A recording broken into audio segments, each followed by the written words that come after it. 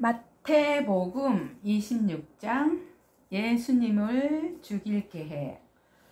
예수님께서 이 모든 말씀을 마치셨을 때입니다.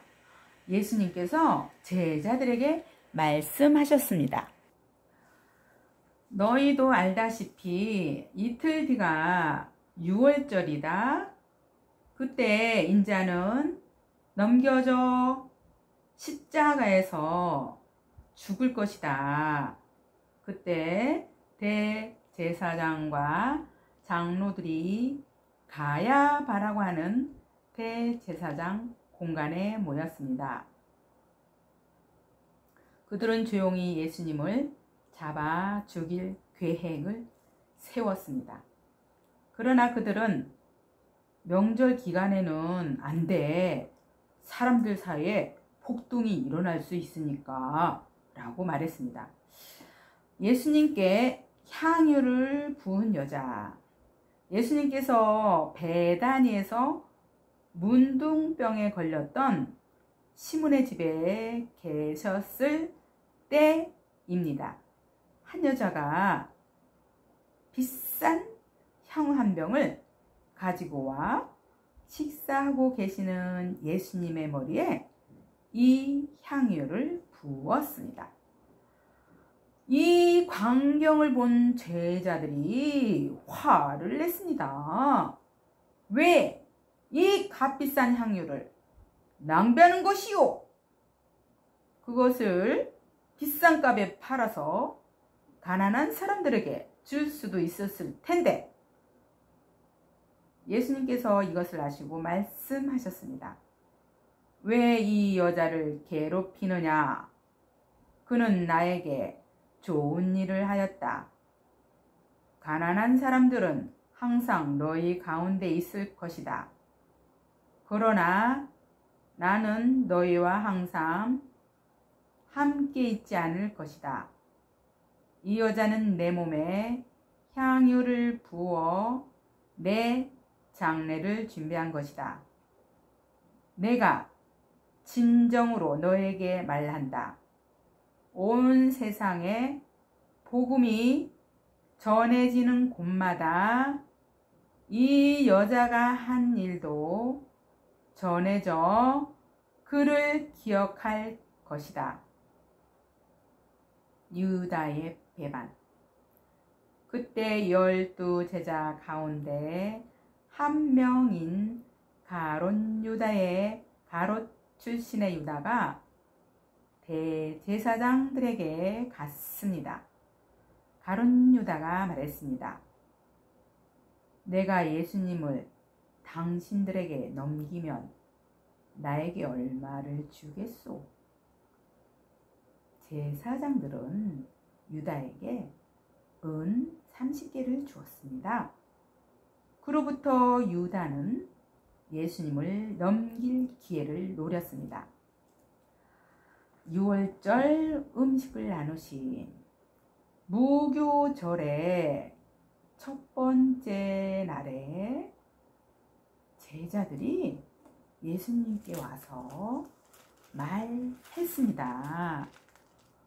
유월절 음식을 어디에다 준비할까요? 예수님께서 대답하셨습니다. 성 안에 들어가 한 사람에게 이렇게 말하여라. 선생님께서 때가 가까웠으니 당신 집에서 제자들과 함께 유월절을 보내겠다고 말씀하셨습니다. 제자들이 예수님께서 말씀하신 대로 행하여 유월절을 준비하였습니다. 그때 저녁에 예수님께서 12명의 제자들과 함께 음식을 드시기 위해 앉으셨습니다. 모두들 식사를 하고 있을 때 예수님께서 말씀하셨습니다. 내가 너에게 진정으로 말한다. 너희 중에 하나가 나를 배반할 것이다. 제자들은 매우 슬퍼하며 한 사람씩 예수님께 묻기 시작했습니다. 주님, 제가 그 사람은 아니지요. 예수님께서 대답하셨습니다. 나와 함께 그릇에 손을 넣는 자가 나를 배반할 것이다. 성경에 쓰여진 대로 인자는 떠나갈 것이다. 그러나 인자를 넘겨주는 그 사람에게는 화가 있다. 차라리 태어나지 않았더라면 자신에게 더 좋았을 것이다. 예수님을 배반한 유다가 예수님께 말했습니다. 선생님이요, 설마 제가 그 사람입니까? 예수님께서 그에게 내가 말했다 하고 대답하셨습니다. 마지막 만찬. 식사 때 예수님께서는 빵을 들어 감사 기도를 드리고 그것을 떼어 제자들에게 주시며 말씀하셨습니다. 받아 먹어라. 이것은 내 몸이다. 또한 예수님께서 잔을 들어 감사 드린 후 그것을 제자들에게 주시며 말씀하셨습니다. 너희 모두 이것을 마셔라. 이것은 죄를 용서하기 위하여 많은 사람들을 위해 붓는 나의 피, 곧 언약의 피이다. 내가 너희에게 말한다. 내가 아버지의 나라에서 너희와 함께 새롭게 마시는 그날까지 지금부터는 포도 열매로 빚은 것을 마시지 않을 것이다. 그들은 찬송을 부르고 올리브 산으로 올라갔습니다. 베드로가 모른다고 할 것을 예언하심. 예수님께서 제자들에게 말씀하셨습니다. 오늘 밤 너희는 모두 나를 버릴 것이다. 성경에 이렇게 쓰여 있다. 내가 목자를 칠 것이니 양이 흩어질 것이다. 그러나 내가 살아난 뒤에 너희보다 먼저 갈릴리로 갈 것이다. 베드로가 말했습니다. 다른 모든 제자들이 주님을 버릴지라도 저는 결코 버리지 않겠습니다. 예수님께서 대답하셨습니다. 내가 진정으로 너에게 말한다. 바로 오늘 밤 닭이 울기 전에 내가 나를 3번이나 모른다고 할 것이다. 베드로가 예수님께 말했습니다. 주님과 함께 죽을지라도 결코 주님을 모른다고 하지 않을 것입니다. 다른 제자들도 모두 똑같이 말했습니다. 베드로가 예수님께 말했습니다. 주님과 함께 죽을지라도 결코 주님을 모른다고 하지 않을 것입니다. 다른 제자들도 모두 똑같이 말했습니다. 겟세마네에서의 기도하심. 그때 예수님께서 제자들과 함께 겟세마네라고 불리는 곳으로 가셨습니다. 겟세만이라고 불리는 곳으로 가셨습니다. 예수님께서 제자들에게 말씀하셨습니다. 내가 저기에 가서 기도하는 동안 여기 앉아 있어라. 그리고 베드로와 세베대의 2 아들을 데리고 가셨습니다. 예수님께서는 매우 근심하시며 괴로워하기 시작하셨습니다. 예수님께서는 세 제자에게 말씀하셨습니다. 내 마음이 괴로워 죽을 지경이다. 여기서 머무르며 나와 함께 깨어 있어라. 그리고 나서 약간 떨어진 곳으로 가서 얼굴을 땅에 대고 기도하셨습니다. 나의 아버지, 할 수만 있다면 제게서 이 잔을 지나가게 해 주십시오. 그러나 내 뜻대로 하지 마시고 아버지의 뜻대로 하시길 원합니다. 기도하신 후 제자들에게 오셔서 제자들이 자고 있는 것을 보시고 베드로에게 말씀하셨습니다. 너희들은 1시간도 나와 함께 깨어 있을 수 없느냐? 깨어서 너희가 시험에 빠지지 않도록 기도하여라. 영은 원하지만 육체가 약하구나. 예수님께서 다시 가셔서 두 번째 기도를 하셨습니다. 나의 아버지여, 이것이 제게서 지나갈 수 없고 제가 마셔야만 한다면 아버지 뜻대로 되기를 기도합니다. 그리고 나서 다시 제자들에게 가셔서 제자들이 자고 있을 것을 보셨습니다. 제자들이 자고 있는 것을 보셨습니다. 그들은 너무 졸렸습니다. 그들은 너무 졸렸던 것입니다. 그래서 예수님께서는 제자들을 놔두고 다시 세 번째로 기도하셨습니다. 예수님께서는 같은 기도를 한 번 더 하셨습니다. 그 다음에 예수님께서 제자들에게 돌아오셔서 말씀하셨습니다. 아직도 자고 있고 쉬고 있느냐? 보아라, 때가 가까이 왔다. 인자가 죄인들의 손에 넘겨진다. 일어나라. 가자.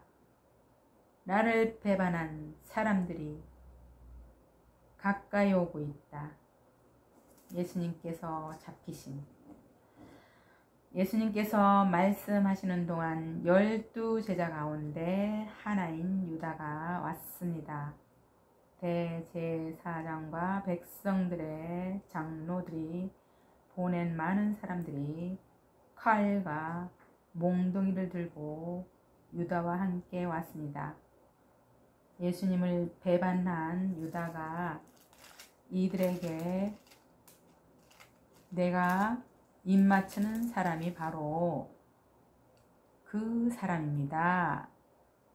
그를 잡으시오 라고 신호를 정해 주었습니다. 곧바로 유다는 예수님께 가서 말했습니다. 선생님, 안녕하십니까?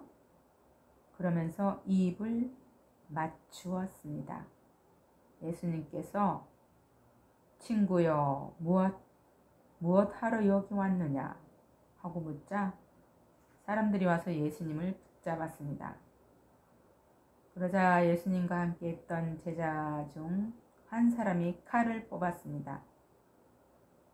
그리고 대제사장의 종에게 칼을 휘둘러 그 종의 귀를 잘랐습니다.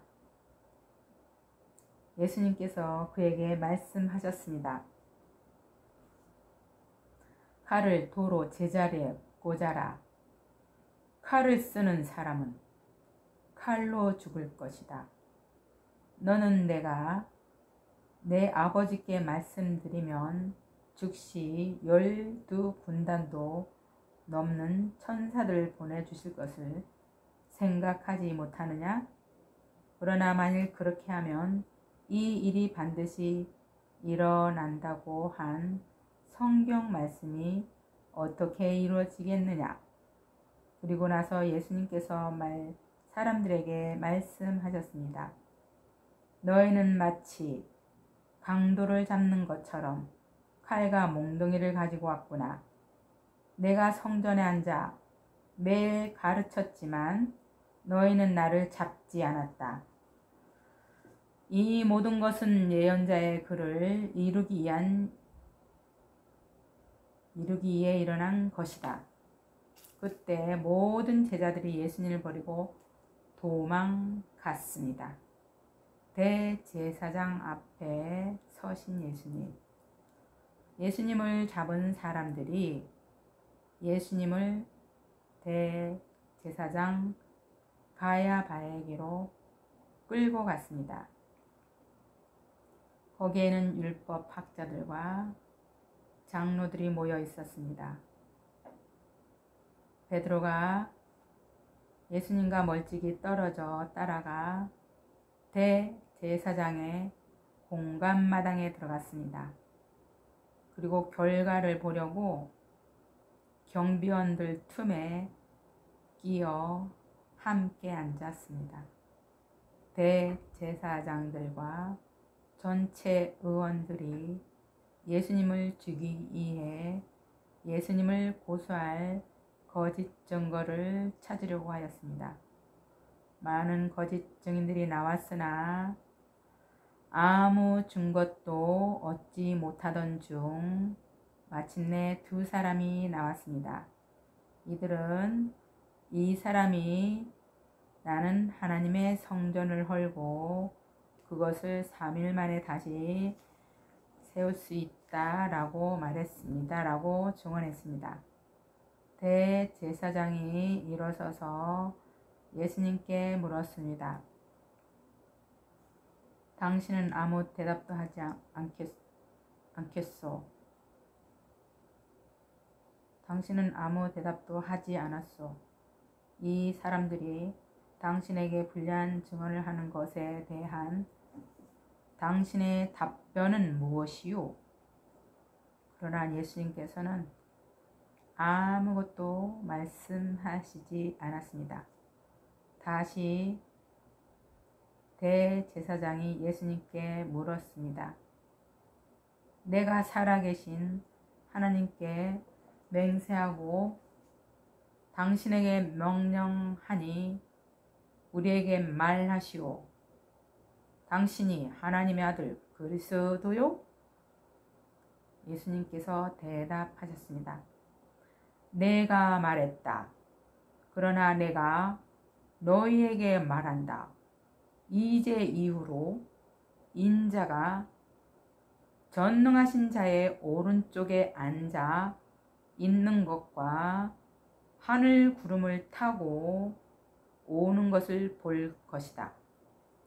그러자 대제사장이 자기 옷을 찢으며 말했습니다. 더 이상 증인이 필요 없다. 여러분 모두가 이 사람이 하나님을 모독하는 것을 들었다. 어떻게 생각하는가? 사람들이 대답했습니다. 죽어 마땅합니다.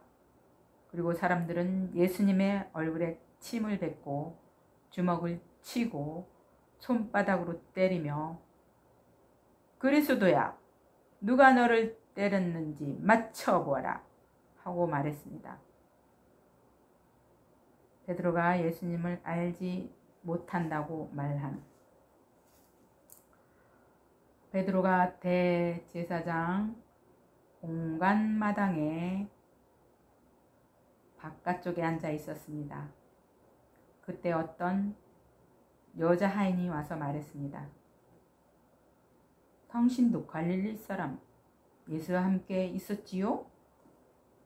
그래서 베드로는 당신이 무슨 말을 하는지 모르겠소 라며 모든 사람들 앞에서 그렇지 않다고 말했습니다. 베드로가 대문 있는 대로 나가자 다른 여자 하인이 거기 있던 사람들에게 말했습니다. 이 사람은 나사렛 예수와 함께 있던 사람이에요. 또다시 베드로는 나는 그 사람을 모릅니다 라고 맹세를 하며 그렇지 않다고 말했습니다. 잠시 후 서 있던 어떤 사람들이 베드로에게 가서 말했습니다. 분명히 너는 그들과 한패다. 내 말씨를 보니 틀림없다. 그러자 베드로는 저주를 하며 맹세했습니다. 나는 저 사람을 모릅니다. 그러자 바로 닭이 울었습니다. 베드로는 지난번 예수님께서 자기에게 하신 말씀이 기억났습니다. 닭이 울기 전에 너는 나를 3번이나 모른다고 할 것이다. 베드로는 밖으로 나가 몹시 울었습니다. 아멘.